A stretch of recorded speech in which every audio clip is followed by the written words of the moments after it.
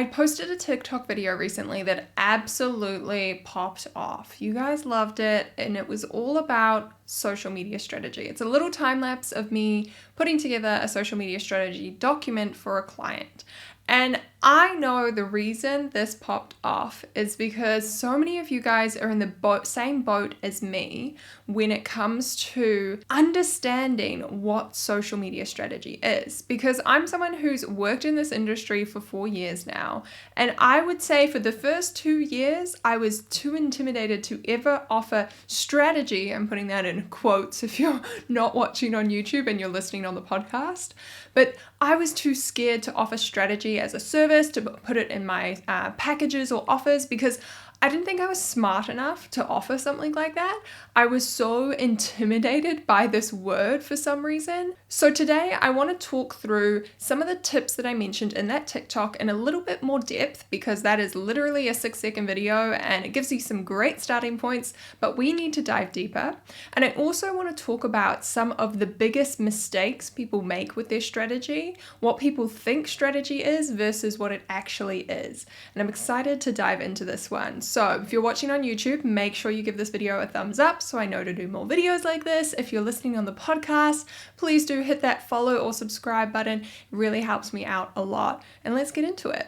So before we dive into the things you need to be including in a social media strategy, I want to break down the what. What exactly is a social media strategy?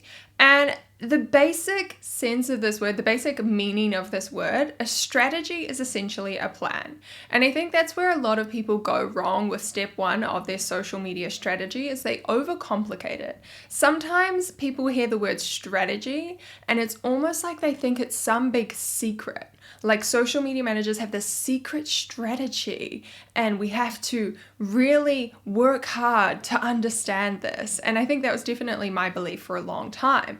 And it wasn't until I was working with other social media managers, other marketing professionals, that I kind of had this penny drop moment where I was like, I've been doing social media strategy this whole time. And for those of you watching today, you might be in a similar boat, because if you are creating a content schedule, if you are choosing a posting frequency, if you are deciding what time of day, what time of week that you are posting, if you are setting goals for your Instagram account, all of these things are just creating a plan, an approach to how you're going to tackle this platform for your business. And that is a social media strategy. It doesn't have to be complicated. And a simple strategy can actually work and get really effective results. Now, one of the biggest mistakes people make with their strategy that I have to mention straight away is the length of time they give this strategy to work. When you are in the world of organic social media content, if you are organically posting on Instagram, you're not using paid traffic, which is probably the majority of us. We don't have the budget for that in our business yet, or our clients don't. If you're in that camp with me, then you need to be giving yourself 3 to 6 months to actually see results. Organic growth is slow. And if you have a strategy that you put in place, a new posting schedule, and you only do this for 2 weeks, you are not giving the account enough time, you're not giving the strategy enough time to actually produce any results. So if you sit there going, my strategy isn't working, I need to create a new one, but it's only been 2 weeks, that is why you need to give it enough time. And the other mistake people make is they often get stuck on the posting schedule and being salesy. Hands up, anyone in the room, in this virtual room we're all gathered in, who feels a little bit cringy selling their products or selling their products or services or selling it for their clients. Like putting up those salesy posts about why you should work with me. For a lot of us, it does feel a bit cringy. I think when I think of sales, I think of the old school people that go door knocking, that are really pushy. You answer the door and you're just like, oh no, this is going to be me for 15 minutes trying to leave while this person is like, sign up for this thing, buy this thing, upgrade your power, switch your internet to our provider. That is what I think of when I think of sales.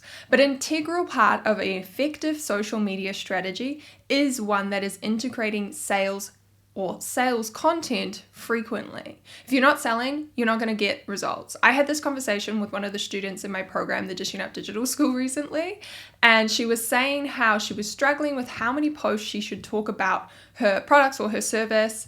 And whenever she noticed that she did a post about this, there would be a drop in engagement. So it kind of put her off. And I told her if she's not asking for the sale, she's not going to get it. It's not about the vanity metrics. It's not so much about the likes. If you want to have a business and if you want to generate sales off social media, then you need to be asking for the sale. And when this student went and looked at her analytics, she discovered, funnily enough, that her salesy posts were the only posts generating website tabs. Although they weren't getting the same amount of likes, when she was talking about her business, that was when people were like, I need to know more about this. Let me go check out her website. Let me look into her services in some more depth. And that is exactly what we want to be doing with our strategy. I'm very big on letting go of the vanity metrics and focusing on the actual sales in your business. And often when it comes to getting a sale from Instagram, you actually need to ask multiple times. So you can't just put up one salesy post a month and call it a day and then focus on all of that nurture content or fun content or entertaining content, which yes, is important, but you can actually integrate sales content into that. So for example, on my Instagram page, you might see like a carousel where I'm giving some really good juicy tips on social media management or social media strategy. And at the end of the tips, I will include a testimonial and a call to action to buy one of my courses.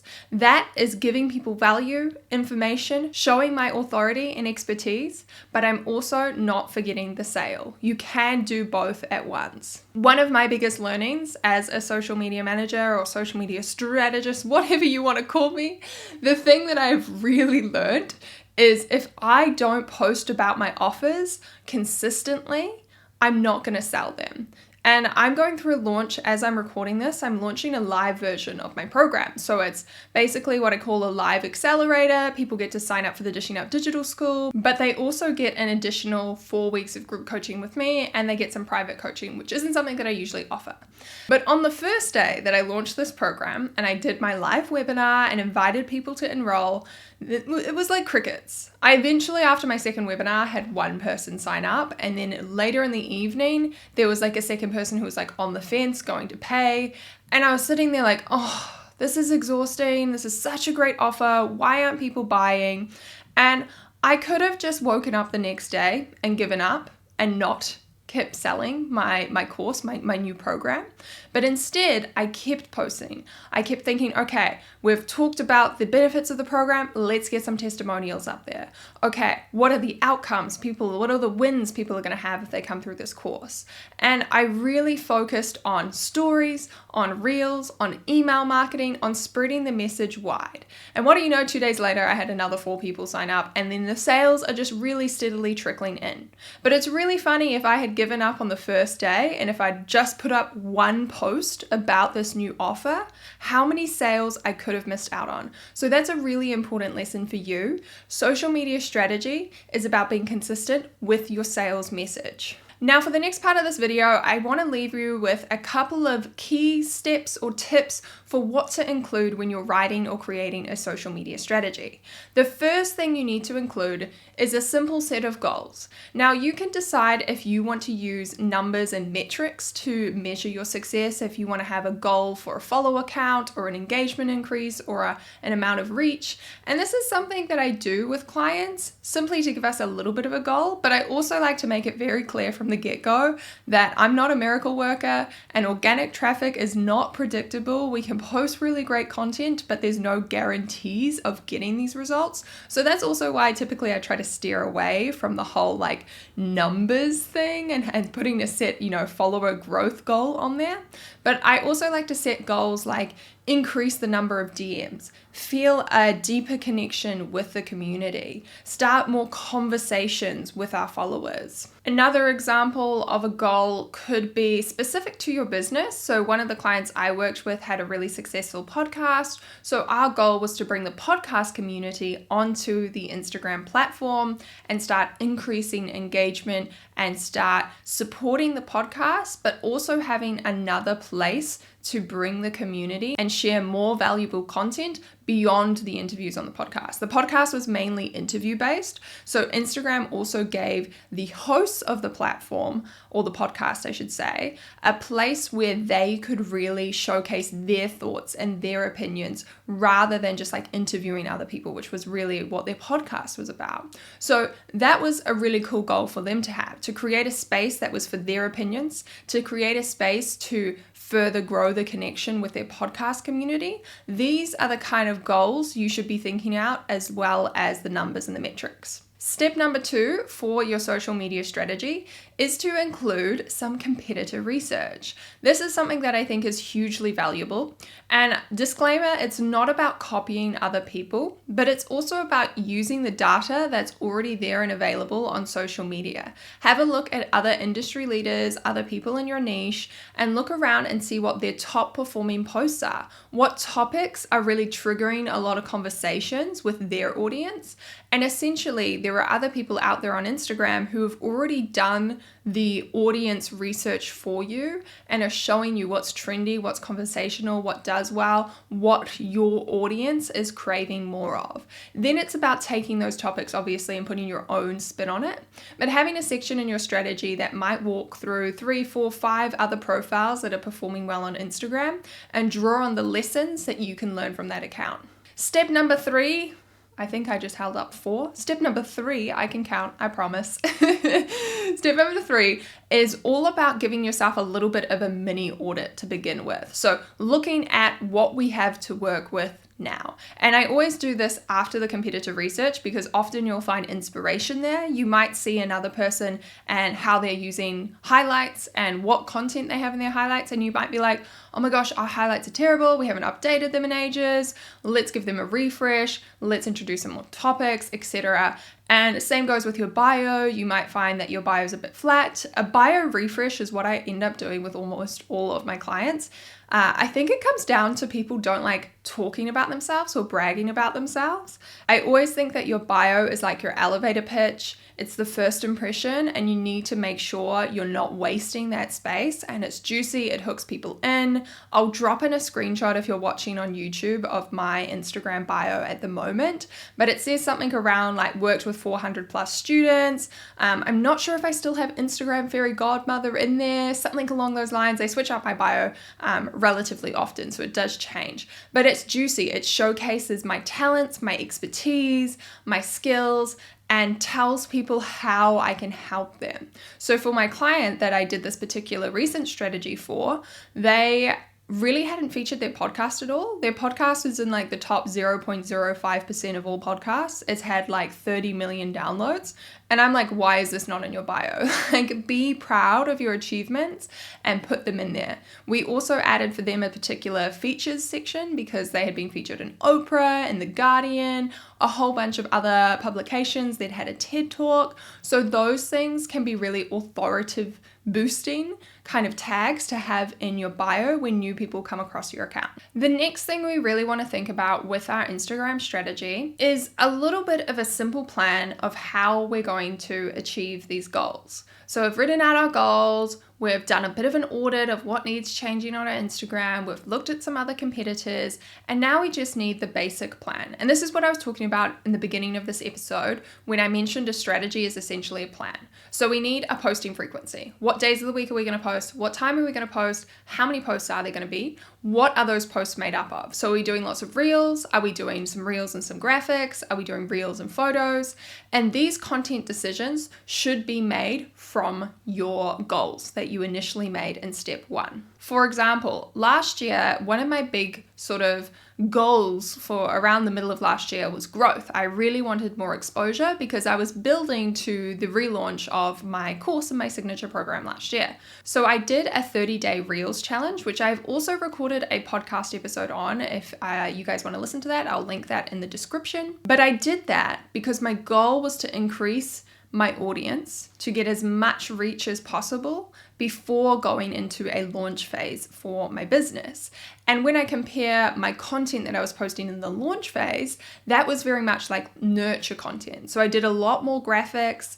I did a lot more kind of authoritative content, showing my opinions, so showing my expertise. And that wasn't random. It was very intentional. I went from the phase of top funnel focus, reaching as many people as possible. And then I focused on nurturing that audience that I had collected up. And then I focused on, more sales content from there. Likewise, for this particular client that I was building a strategy for, because we really wanted to showcase them as the podcast hosts, we really wanted to have them in speaking reels, giving their thoughts and opinions. We wanted to make sure we had longer extended captions.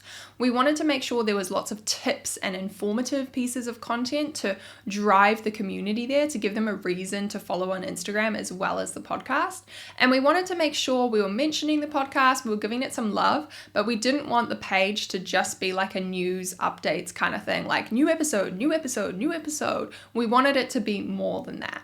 We also realized to build the community that we wanted and create that engagement, spark those conversations, we needed more behind the scenes content. So it meant we were posting on stories quite frequently. We set our number for that to be quite frequent. And our goal with stories was to have lots of behind the scenes photos, little snippets from their lives, what they were up to really build that relationship. So you can see what I mean here around your goals are going to inform the content, approach, your strategy, your plan, and what type of stuff you're actually creating and posting. The final step for me when it comes to creating an Instagram strategy for a client is doing a few example posts. I mostly do this because clients who book in for a strategy with me, it's usually we're either in an ongoing coaching program or we're working together as I'm their social media manager and content creator. So for me, doing the content there is like a natural next step onto the next service that we'll be doing together. But for some people, if you're just doing a one-off strategy session, you don't want to go too hard on this in terms of creating all of their content for them. And then they end their strategy session and it's like, cool, awesome. I also have everything I need for the next 2 months of content. And you weren't really charging for that unless you do integrate it and make that a price of your social media strategy service. But if you are creating this for someone, you want to make sure the end of this document has some example posts, some graphics, some ideas.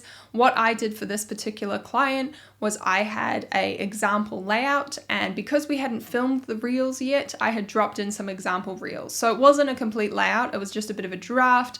I had some content ideas to brainstorm with the client as well. So that is everything that I have to say on social media strategy for today. I feel like I could talk about social media strategy for quite a while, but I don't want to bore you guys to death. But let me know. Reach out to me on Instagram, send me a DM, or if you're on YouTube, leave me a comment if you did really enjoy this conversation, if you'd like a part 2, if you'd like me to do another episode on the podcast where I talk about strategy and maybe give some more examples, maybe do like a walkthrough with you guys of creating a strategy. I don't know, let me know. Always love to hear your ideas. Thanks so much for tuning in. Make sure you're subscribed on YouTube, or if you're listening on the podcast, hit that follow, subscribe button, and I'll catch you next time. Bye guys.